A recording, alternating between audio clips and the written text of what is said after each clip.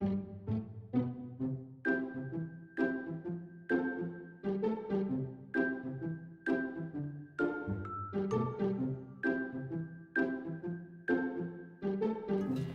so this is my favorite recipe for cereal treats, ready-made. So I can get them actually in this big package at my local cake shop, which I happen to own. But you can probably get them at your local cake shop. Sometimes we have a store called Smart and Final here, and some Smart and Finals carry it. So check your local, like more places that sell restaurant type supplies. Or you can make your own and then just kind of compress them into either a cookie sheet you could, or just a sheet cake pan. And what I'm going to do is, this is going to be about 4.5. I just measured the height of the cake and I want it to be up a little bit higher. So I'm going to cut it about 4.5 inches, like here. Let me get my sharper. Oh, that has the raspberry on it. I'll just use this one then. 4.5 inches all the way down, and that way I'll have plenty for both sides of the roof.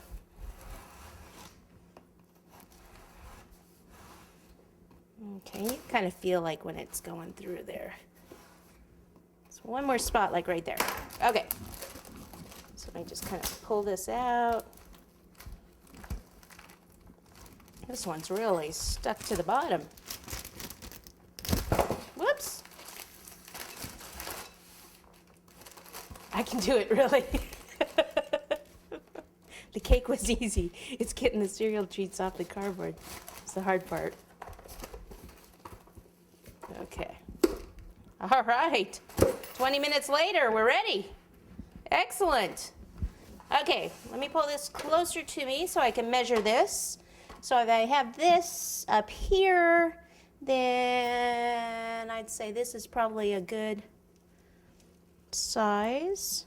So let me cut down there like that.